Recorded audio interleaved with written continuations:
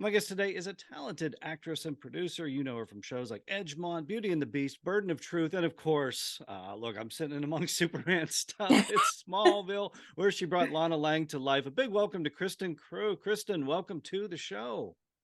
Yeah, thanks so much for having me. Thank you. Oh, I had a chance to meet up. I don't know if you remember, like a few weeks ago. I think it's now Columbus, Ohio, for Yeah, GalaxyCon. You were with your Smallville buddy. So I know we only had about 2 minutes to chat at the time you were off for your yeah, Q&A. Thank you so much for granting me just that. I think I literally grabbed you as you're heading out the door. So yeah. that was very nice of you to do that. But you're also nice enough to do a little bit more in depth today. See if we get to know Kristin Kreuk a little bit, as much as we can in the time we have.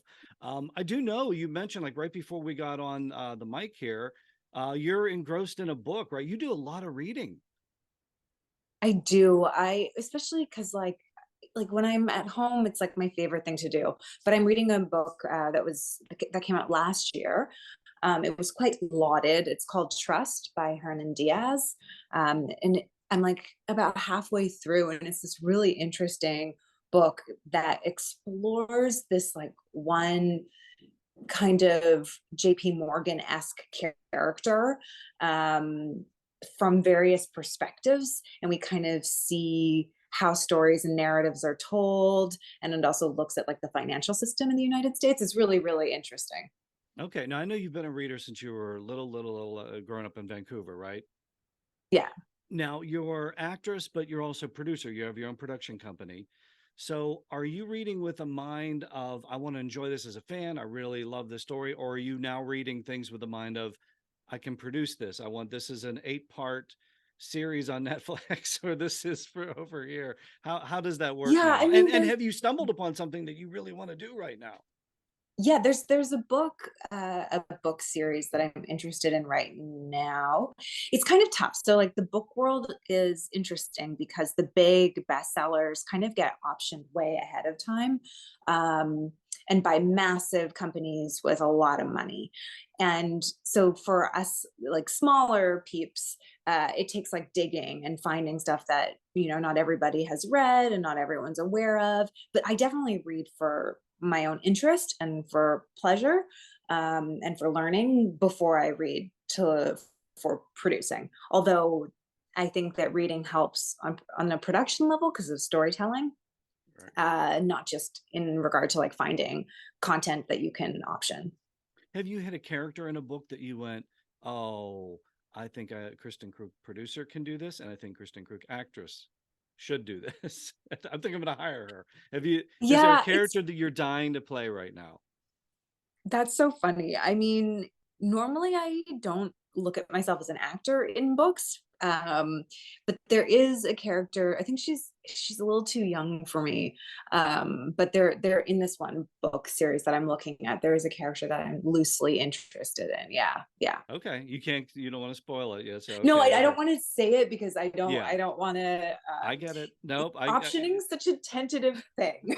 if you say something and it doesn't happen, then I get it. But we'll Yeah. just you're on social media, right? We'll keep an eye on you on social media, Yes, and exactly. Yes, we'll yes, know when yes. that happens. Okay, so I know when we talked very briefly in Columbus, but you had mentioned, like, I didn't read comic books when I was growing up. I didn't watch superhero shows what were you doing growing up? Like, obviously reading, but like, what kind of things were you grooving on as a kid growing up in Vancouver? And what Yeah, was yeah. life like? What kind of kid were you? I mean, sometimes I think I was a weird kid. We didn't have TV really in my house, right? Until probably when was like 9-ish, so 8 or 9. We had like the CBC on like those old, you know, dial televisions that were fuzzy black and white, and Okay. I'd watch like Mr. Dress Up, which is a very Canadian thing. But we didn't have TV, and so there was a lot of play outside. My parents always were like, go play in traffic. And they didn't want me in the house. And so I would play out in the backyard or go run around, play kick the can, go to the playground. Wait, did you grow Um, up in 1936? Wait a minute, kick the can. exactly. Yes, I did. Listen, this You was had a the bike, right? 80s, folks. I know. I mean, I'm older than you. Like, mine's more the 70s, but like, I still had a Yeah. bike, and I still, like, we had, the we had board games, we had like Scrabble and stuff. But Yeah. um, I mean, but my parents really wanted me out out. Yeah. And so that's what I did. And like, I obviously read books, and what I loved was like Anne of Green Gables and all of Ella Montgomery stuff and Nancy Drew's. And then I got into more of the classic Gothic literature. So Okay. like Emily and Charlotte Bronte. And that's kind of the realm I went into. And then TV wise, we were as a household obsessed with Star Trek: The Next Generation.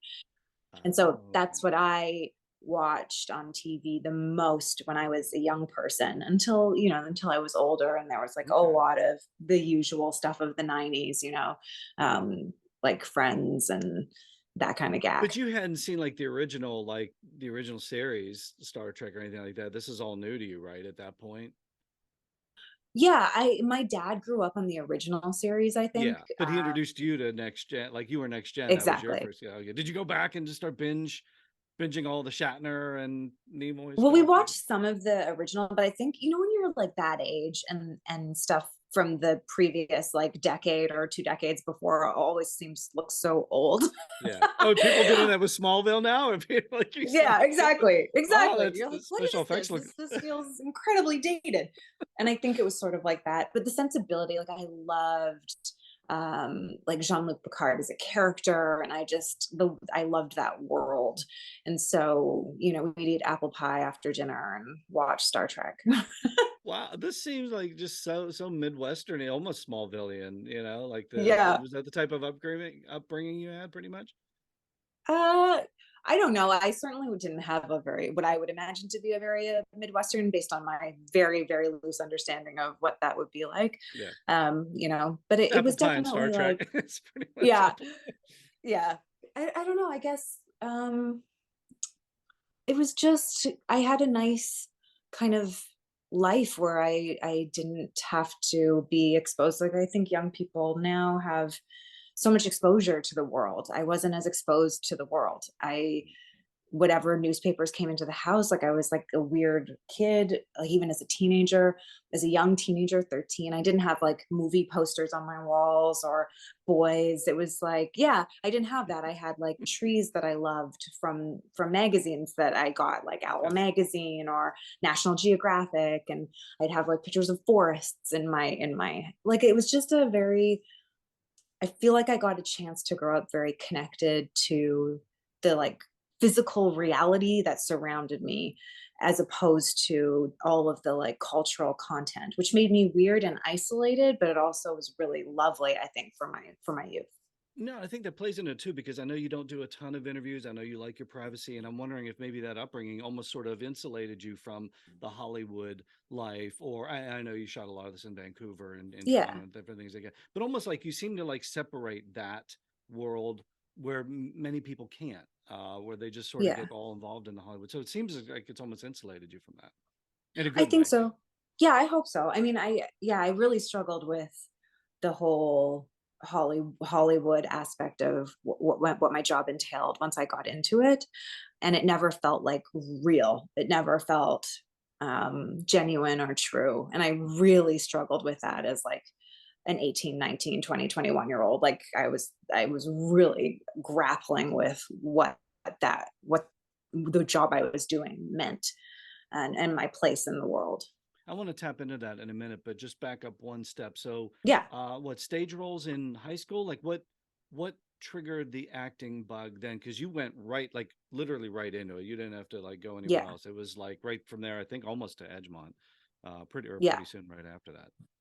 I loved performing, and I love, like, my mom was just talking about the other day, like I would get the neighborhood kids together and I would choreograph dances, or we would do plays, or I loved storytelling and writing. And I did, my parents put me in everything, right? So I did karate, I did swimming, I did singing, which I'm terrible at. I did dance, I did acting, I did like everything, which as a kid I hated, but I'm so lucky that I got to be able to do that, and I'm so grateful for those You're things. good at it. I Um, mean, regardless of whether you hate it, you're obviously really good at it. but yeah, I loved acting, and so in high school it was my favorite class that I got to do, and it was my reprieve. It was the place where I felt like I could express emotion most openly and honestly. And so I got Edgemont when I was in 12th grade, and it was the first audition I had ever done professionally. And I wasn't planning to become an actor. And then it just sort of kept happening. Like I had a very weird experience of luck, being in the right place at the right time, having the right champions, and just going. That's a lot of it too, because so many people get into acting, and how many people make a successful career out of it. Did mom and dad like try to talk you out of it or anything, or did they were just like totally enthusiastic, or somewhere in the middle? They were happy in the sense that it was an opportunity, and they knew that that wasn't an opportunity that came around very often for very many people.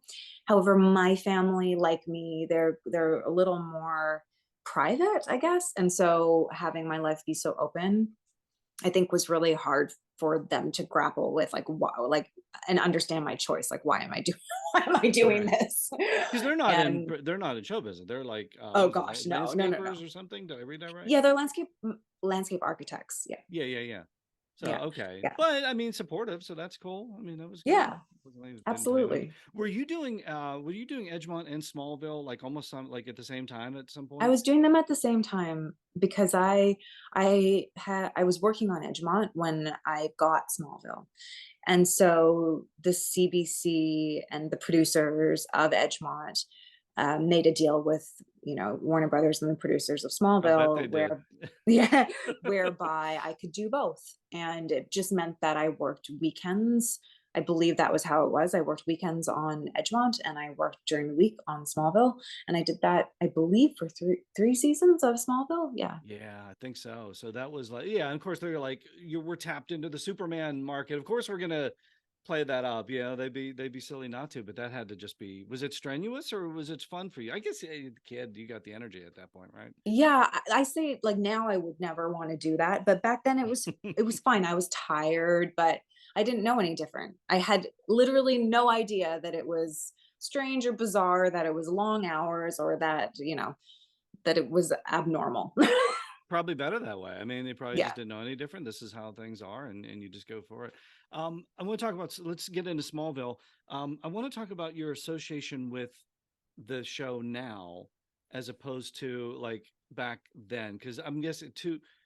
You're doing a lot more conventions with Rosenbaum and Welling. Mhm. There's an energy level with those two guys, but I think you can kind of look back on it. You're looking at it probably differently now, I'm guessing, than when you were filming it, right?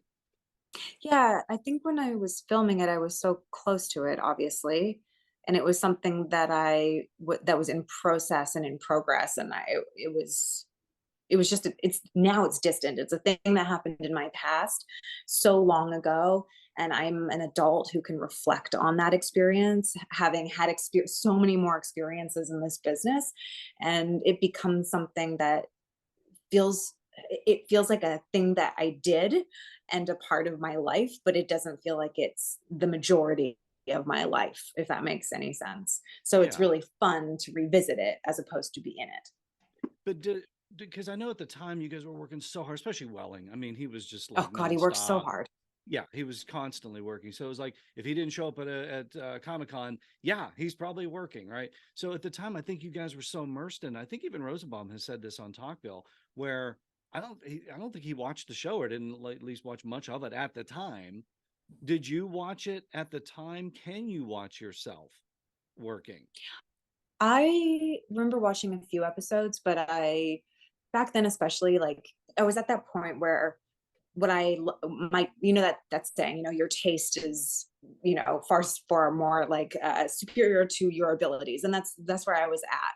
And so I knew what I wanted to do, and I knew what I thought was good, but I just couldn't bridge that gap. And so it was really hard for me to watch myself. Not to say that I have achieved that point now, but I feel more able to deal with that distance than I did when I was 19. And so I didn't watch a ton of it back then. And I haven't seen that many episodes, see a lot of it in That's ADR, but for a fan. I know you see it as you're walking through different things, but for us yeah. fans, it's like, how does that happen? But you're gonna have to watch him now because Rosenbaum needs you talking about him. Like you gotta go, like, are you popping the Blu-rays in? Go, I better do my homework on this episode because they're, Yeah. they're reviewing them, right? Like they're going episode Yeah, by I know. Yeah. yeah, And I know that Tom's watching a lot of them for the first time, and yeah. Michael's watching them for the first time, a lot of it, and seeing storylines he never read because he never read the scripts. Yeah. Not even the scripts. He just shows up, wings it. Fair. Yeah. So what's surprising you? I know you've probably seen a few of them recently, just to Yeah. get very, because you got to talk about it at conventions and stuff like that. But like, what's surprising you the most revisiting it now, 20 plus years later?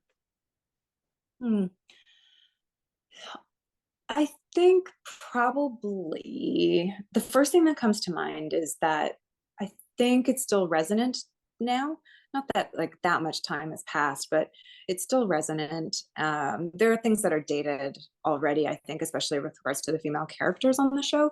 But I I think that it still looks good. It was shot well, and the storylines are just, especially when it comes to Clark and Lex and family dynamics, are so I think they will be universal for a long time. They're just such, the Alan Miles did tap into kind of the some of the core struggles of growing up, and I think that that is still so present in the show and done really well. I always thought you, as the actress, had the toughest role in the series because with Welling, you know where Superman goes. You got to get there. You know, with Rosamund, you know where Lex has to get to. You know the path. With the parents, you know they got to raise Superman. There's all this history there. There's everybody knows the mythology. Even the Chloe character. It's like kind of an X-Files thing. We there's the with Lana. I don't know how. Tell me how you approach it because I always thought with Lana, yeah, there's a bunch of stories out there, but like where's her character? She can't end up with Clark ever. That's never going to happen. Where does she end up? Did you even know? Did they talk about it? What questions did you have for the producer? Because that seemed to me like that would have been the toughest character to crack on that series, and you did an unbelievable job with it.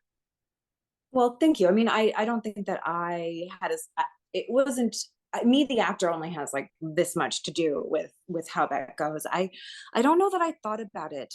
I was too young and too inexperienced to think about it in those terms. Um, I wasn't thinking about where's this going to go. I was thinking about how am I going to play these scenes now? Who is this girl? What does she want in her life? What Okay, that's defines the her? question right there. That's right there. That's the one. What did you learn about that, and when did you learn it? Did you ever learn I it? did, I did you think get there? for her, it and I think this is true to growing up. There is no way that at 14, I mean, some people do, very rare that like what you want. And I think Lana was lost. And that's fair. She lost her parents. She was an orphan. She grew up in a weird town where weird things happened. Horrible things Daily. happened to her all the time. Yes. She went through so much trauma. She tried to be the thing that the town wanted her to be. She tried to be the thing that all of society wanted her to be, and it didn't The work. face of the Time magazine, right? She Exactly. was that was the face of Smallville. Her trauma as a child, losing her parents in the meteor storm. Yeah. Yeah. And I think that that is what defined her. And the story of Smallville for her was, how does she get out of that cycle? How does she find a way through? And I liked how, as the show went on, we found that her love for Clark was also a love for his morality and his drive to help people. And that was kind of what I think she drew inspiration from in him. And in the end, that became her motivation and her goals and what she wanted in her life. And I think that was her way out. And so it ended up being a really beautiful story for her that way. But in the thick of it, when she's that kid being like a cheerleader and just completely lost, it was frustrating because I had no idea like like now we talk about like agency, and this character's got to have like a thing that they're going for, and then they're going to fight for that thing. And Lana never had that. She never had that, and it was tough. I think Miles and Al even said that recently too, that if they could go back and change one thing, it might be that. Because she was so, she wasn't defined well in the comics. It was his high school sweetheart, and that was it. He's with Lois Lane. The rest of us, we all know that mythology. What do we do with this character? And it's almost like, yeah, I wish they could revisit. But it's interesting because I'm going back now and doing the rewatch as well, and I'm checking out some of the later episodes, and it's always, you did tap into that where you realize, yeah, I think you even say it, I'm standing in your way, Clark. I'm getting in your way of what you need to do. And he's like, no, no, no, we need to be together. And I think there's one thing you said, it might not be that Clark and Lana have to get together. Like it was your character that says it. It's like, yeah, that's it. She figured it out, Then you became a superhero and all kinds of cool stuff happens. But yeah, that's a long slog to get through there. When the show became a hit, and there's an action figure of you as a cheerleader, and there's books. You talk, I love books. Well, you're in books now. You're young adult books. You're Nancy Drew. Like you're on a book now. Magazines, all the thing. How did you process that? Did you process it well? How did you tackle that? It's funny when you say it like that. It person. It sounds crazy. And I think maybe it was. I think maybe it was a little bit crazy. I mean, we were on the cover of Rolling Stone magazine. I was doing photo shoots. I'd be flying out for magazine shoots all the time. And I think maybe I benefited from being young and naive and disconnected, but I just was like, okay, this is just what I do. This is just what I do.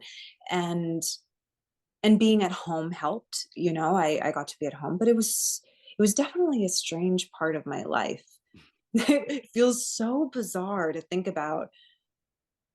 I mean, Michael was probably the only one of us, well, not the only one of us, one of the few people in the cast who really understood what it meant, because he had been fighting to get a foot into this business and to do well, and so he could feel the like excitement of having like a hit, because he worked so hard to get there. And I think for me, and I don't know what it was like for Tom, but I think both of us were a little bit more naive and not as aware of how crazy what was happening was. But yeah, it was a bizarre time. I'm so thankful that we didn't have social media. Oh, could you imagine that? I mean, it was insane. Like, even I know when the Batman movie came out, I'm like, could you imagine if there was social media and Michael Keaton being cast as Batman? And it's like those things happen in almost a vacuum, almost like, pop culture vacuum. And now, before shows even get on, they're destroyed by it's crazy. I don't know how you folks did it at such a young age. What are your favorite memories from the show? It doesn't necessarily have to be an episode, or if you got one, that's cool. But you didn't watch many of them, so I get it. But like maybe even behind camera, hanging out. What are your favorite memories of just shooting Smallville for so many years? There's so many little things. When people ask me that question, like all these little things pop into my mind. Like, or in the early days when I was, when we first started, I was like, No Logo by Naomi Klein was like my book. And, I was really anti consumerism and whatever, I was like, Whoa. And I would have fit in with today's youth. But I remember just getting like our Steve Oben, who was our on-set costumer, he would just make fun of me for my completely ruined shoes that I would just wear until they were destroyed. And I loved that kind of camaraderie, that space where you were with people who knew you well enough to like tease you and make fun of you. And it was loving and great. And I loved that part of it. I loved being able to ride horses through fields with like helicopters, like the epicness of the shoots. Yeah, you did that a lot. You guys had a budget. You guys had a budget. We had a budget. We had a budget, which I now also know that doesn't happen that often either. Producer, yep, you got to count the cost. Yeah, you're the one cutting the checks now. Yeah, you got to worry about that. Well, not quite, but yeah. Close. But yes, you got to worry about the ones that are cutting the checks. Let's put it that way. But it did have an epic quality to it, didn't it? Yes, it totally did. And we got to have a little bit more time to do stuff. And our stunt sequences were really great and fun. Like I loved all of that stuff, and I loved just the quiet friendships set, where you just spend your days with all of these people. You got directed by your castmates, Rosenbaum, Welling, a few others. What was that like for you as the actress being directed by the director, but then also the friend and castmate of that. Mhm. Like, what was the dynamic of Yeah, of those two as directors? And they're so different. They could not be they're two very more different different. personalities. Yeah. Tom is a very natural, like he took to directing very, very easily. He'd been watching like a hawk all the years that he wasn't directing, and he and it had been so long since we were doing the show. It was like like it just wasn't. Mhm. It was second nature, you know. So the acting, it was normal. It felt totally at ease to have him direct, and Michael was a little more Michael-y. He's What does that mean? Now great define at the word directing. Michael Lee. What does that mean to you? His attention doesn't always stick, you know, but he makes up for any of that with like a massive amount of enthusiasm. Yeah. He is so enthusiastic and excited. So, He keeps the Michael, energy up I, on the I only set, right? remember. Wasn't that like he would always keep the Yes. energy level up, even if somebody was down maybe a little bit? Yeah, he would try to do that. He liked to make people laugh. Mhm. And he still does. It Yeah. makes him feel, I think it makes him feel good. Makes us feel good too. But yeah, yeah, exactly. I think that it's a gift for everybody. Mhm. And I just remember him being hilarious. And I've told the story before, but he would like be right, behind camera, and Tom and I would be looking at each other in love, and he'd be like, "You love him. You love him." He would be directing, just, yeah, like very bizarre. But yeah, they were both wonderful. I mean, I find working with your fellow cast, as long as you have a good relationship, to be great. I think you mentioned season 6 was your favorite arc just because things got so different for Lana, and I think it got a lot darker, and her character took on a lot more edge to it. I know there was one scene I just watched recently where you confront Lex like you're walking out. That's it. That's not going to happen, and he just hauls off and smacks you. And I was like, Yeah. I'd had it's been 20 years since I've seen that episode. I was like, oh wow, that's right, they did do that one. What was that like? Do you recall filming that day? And because I mean, I know Rosenbaum on the set gets he's wacky, zany, and stuff like that, but that one must have been just a really weird day for you two as actors. That was, actually I don't remember everything about that day, but I remember shooting that scene because it was a big turn for Lex. That was Yep, like for him to that was it. hit her was yeah, because he loved her. He did. Hmm. Like, no matter what it was about the representation with Clark, like what that meant to him, that hitting the end of the Lana thing where he turns on her is him turning on all of his goodness. That's Yep. what she represented in the story for him. Um, and I don't remember. So for me, and I don't know if it's like this for Michael too, but he and I worked really well together, at least I thought. And the minute someone says action, we're in the scene. So whatever goofiness goes on, it doesn't matter. But I loved the intensity of that scene and how heartbreaking and awful it is, and how much it reveals about Lex. And she needles him to go there. She's trying to kind of like Oh, she throws Clark in basically his face. show him. Yeah, she Exactly. threw Clark in his face, and that's what that's when he lost it. Yeah. That's Yeah. unbelievable. Yeah, Yeah. that's I amazing. just, I thought it was an excellent turn. Can you go like Rosenbaum does? Can you go from silly to boom, Lex Luthor like he did, and action? Or did you have to like leave me alone? I need to get in this headspace here, No, or could you with pretty that much? kind of scene, I can turn pretty easily with a scene Okay. like that. If I'm like super, super emotional, like crying, like really intensely crying, sometimes I need a little bit of, I can't turn that as quickly. Um, but with a scene like that one, yeah, I don't need to have a ton of space. Oh, like through your last episode when Clark's trying to come at you and he's trying to get close to you, but he can't because you're filled with Yeah. kryptonite and you're just like losing it. So like the waterworks. Yeah, Yeah. that would be Although that's amazing. funny because that scene I feel like we could move in and out of too, because it was all day. I felt like we were shooting that scene all day. So it Oh was like a wow. day of like not crying. So there has to be a release between that. Otherwise you can't maintain that All intensity. right. Yeah, because he's blubbering too. You're blubbering. He's blubbering. We're all blubbering on that one. Okay, Yeah. so let's talk a little bit about that. Season 7 to season 8, huge changes for the show. You're heading out the door. Rosenbaum's out the door. Glover's like your contracts are up, right? Like you Mhm. contracted for 7. and I talked about this with Michael too. What was that like for you filming Seven, knowing it's going to end? This is it. We're done. Well, season seven was a weird year. I don't know if you remember, but it was writer's strike. Yeah. So we weren't even going to do, if I remember correctly, we weren't even going to do the full season. Mm-hmm. So I don't know. I don't even And the remember what my showrunners are storyline leaving was that too. year. Yeah, I know you came in and like you got to wrap it up a little Brainiac. bit, It was but Brainiac. Brainiac had like you were in a coma and then they had to bring you out of a coma, I think. And then it was, yeah, it was this whole, Yeah. I don't even know if you were in the full season. I'm trying to remember, but I I think it wasn't. was, I left to go yeah, shoot a movie because that's I right. was like, uh, and I shot like a little bit in Thailand when I was in Bangkok. I shot Clark Gets a Video, I think, from Lana. So I Yeah. shot that in my Oh, hotel that was room in when you, Thailand. you really were gone. Oh, Yeah. wow. That's So I fantastic. think it's weird that year I think felt really weird anyway because of the strike and where we were. And I don't even, were Alan Miles gone by that season? I feel like They had left. That was their last season. At the end of seven, they're gone. You are all gone. What was nice yeah. though was that you got to come back for a 5 episode arc.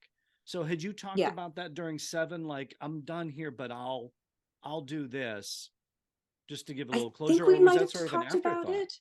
Okay. No, I think we might have talked about it. I don't even remember now, but I think we had talked about concluding it, me leaving and then concluding it in Yeah. season 8. Yeah. Whatever the rest of that story was that we wanted to tell. Oh, it was a great story because you get to be a superhero. You get to Yeah. suit up. I mean, you didn't get to put like the full on battle Lex Luthor battle suit, but there was like some type of, I don't know, it was like a leathery thing. I don't know what you got to wear, whatever. But Yeah, it's always leather when you're fighting people. it's always fun. I think you set the stage for the Flash and everybody else. What was it like to finally get superpowers and to kind of go out on a really, uh, uh, it's one thing to shoot you said you were in Thailand or something, shooting the DVD thing or something. That's one way to go out, but then you get to go out full on with the 5 episode arc. That had to be a kick. Yeah, I thought that it was I mean, it's a really divisive storyline with everybody in the fandom. But I really loved that she got to have a moment, that she got to finally be something other than a tool for Lex's growth or a tool for Clark's Mhm. growth. She got to finally have her own arc about her own growth. Right. And that obviously impacts Clark's life and everything, but really it wasn't fully about him. And so that was really nice to be able to have that. And I was like, I like that this is the end for her, that she has a thing, that she knows what she wants, that she works so hard to change as a person, to move through her trauma. I loved that. And it makes total sense too, because they're totally in Lois World at that point. They're totally in Justice League. Yeah. You've got to get there at some point. I mean, I know when they first started, I think the show was only, they thought, well, if we get 5 years out of it, yay. We got 10. How are you going to drag that out for 10?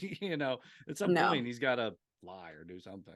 So yeah, and Lana can't be Yeah. part of that. But Well, I feel like Smallville was like 2 shows always. There was like the Smallville teen years show and then the Justice League show. yeah, and you got as much out of that. You squeezed as much juice out of that line as you could possibly squeeze out.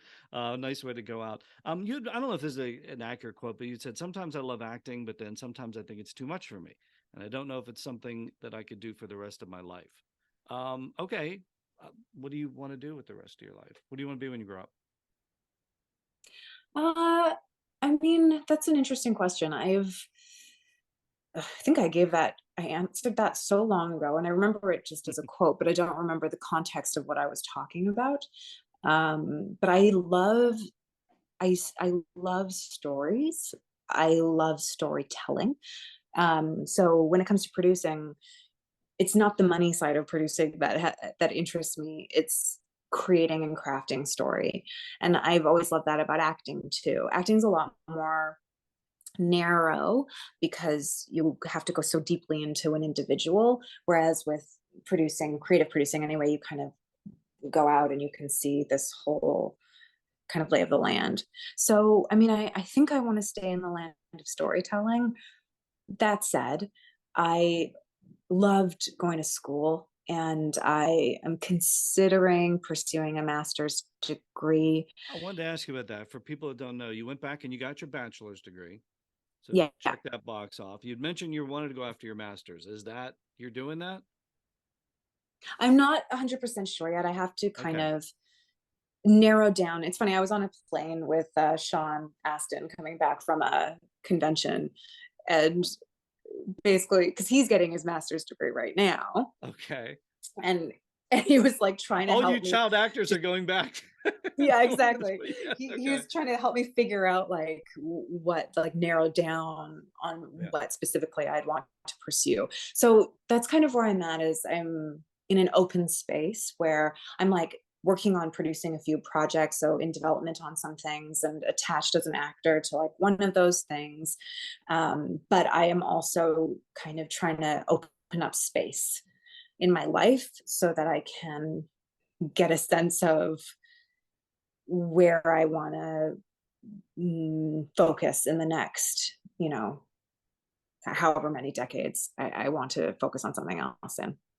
Do you have a philosophy on life? I don't know. Nothing that is so like defined as I could say it.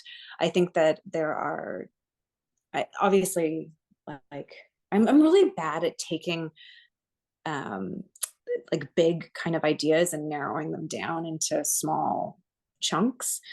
But I'm trying to, at this point, um, just be in my life, experience what I experience. I don't want to define my life by whatever way I'm like earning money at any given moment. I want to enrich my life. I want to have close friendships and figure out ways to do that. Like I want to be able to be in nature and to see the trees and to, just live in many ways quietly, um, with time to think and with space. So yeah, I mean, is that a philosophy in life? No, not really. But it's kind of what I'm trying to do. Well, it seems a little bit like Lana, like you're finding, you're reinventing yourself, looking forward to that next phase, just like she did, and kind of moving on. So maybe you do have something Yeah. common with Lana after all these years. Um, Social media, you're out there, right? We can follow you. Yeah, I'm on Instagram mostly these days. Okay. I don't really use my Twitter. Twitter's a weird place. Yes. But yeah, Instagram is where I am. Sounds good. We'll keep up with you there. Kristen, thank you so much for bringing so much to Lana in that series. We love that as fans. For all the roles that you put together, we appreciate that, and continued success with whatever you do, the Masters or wherever you're going with that. And thank you so much for joining me again on Comic Book Central. Thank you so much.